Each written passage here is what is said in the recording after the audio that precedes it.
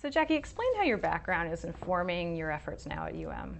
Sure. So I have a probably unique background relative to most that join a media agency. My background is entirely on the sales side of media owners. So I was at USA Today for 18 years in various roles, both on the circulation side and the advertising side, and then moved to Yahoo because I wanted to get this deep infusion of digital, and led several of their categories over a relatively short period of time, and then moved to Martha Stewart to integrate her sales team.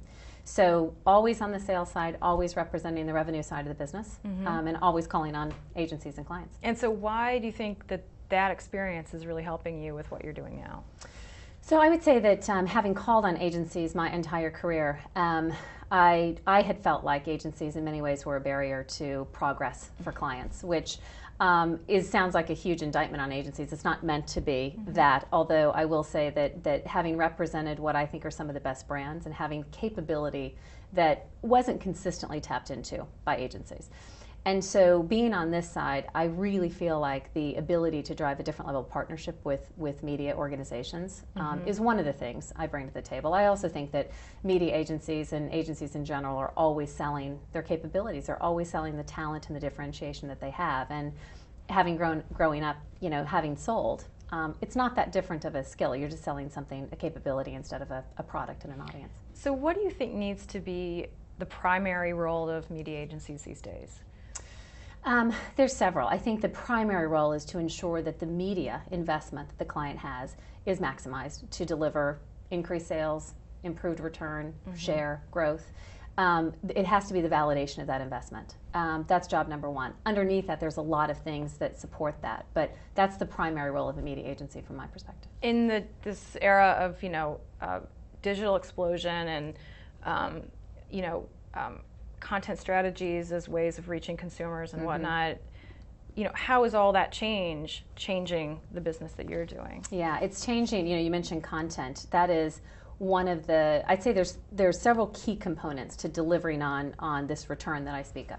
So one is having a content strategy, having a layer of creativity that typically would not have been at a media agency, that's helping to drive a different level of engagement with consumers because, as you mentioned, all these channels that they're on, they go to them for very different reasons, and depending on the brand, you can leverage them for very different reasons. But what's consistent is they either want utility from it or they want to enjoy content. And so many brands have the opportunity to have their own content strategy, and many are doing a great job at that. So we consider it to be, sort of our mission and requirement to help craft and deliver and lead that content strategy for them. How are you staying, talking about all this change, how are you staying on top of marketers' evolving needs in this area?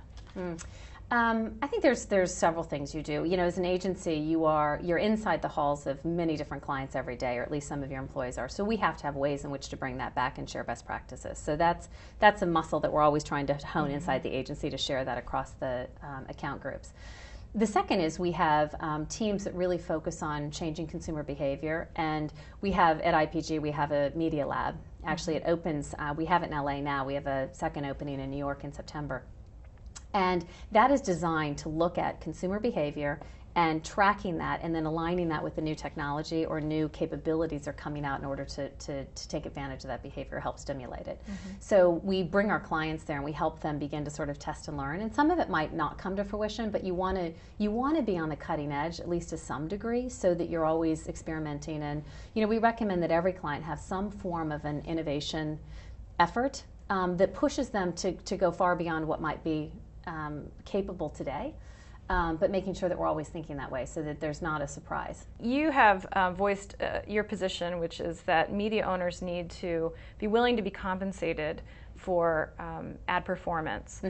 Why do you feel so strongly about this, and why do you think this sort of benefits all parties? So our first belief, or my belief, is that agencies should be willing to be compensated based on the results that they deliver.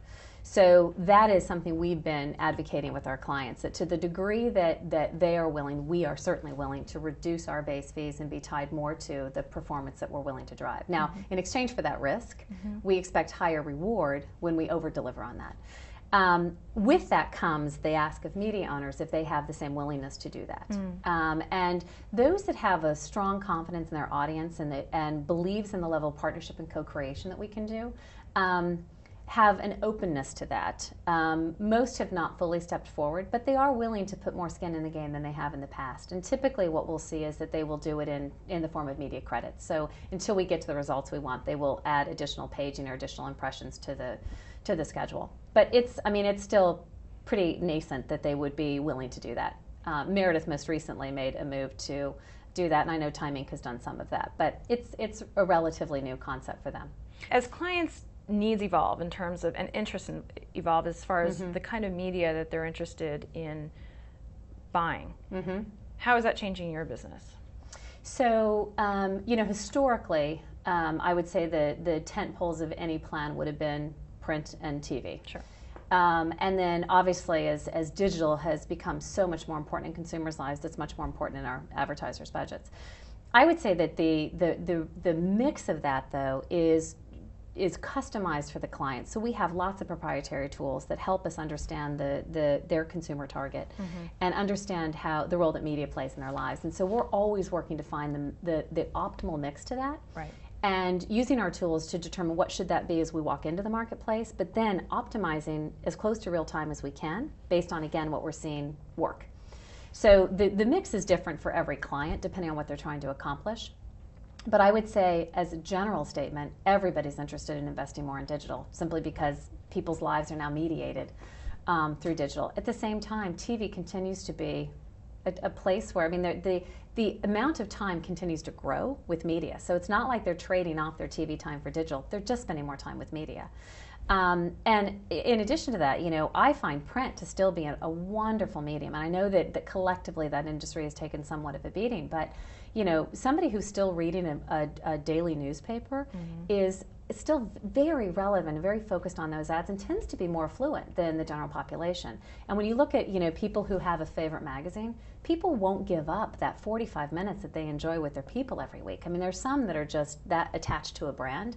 And if that audience is aligned with the consumer we're trying to reach, then that medium is really important for us. So it's the mix of how it comes together. It's not preferencing one over the other. It is the totality of that and how the media works together to create action.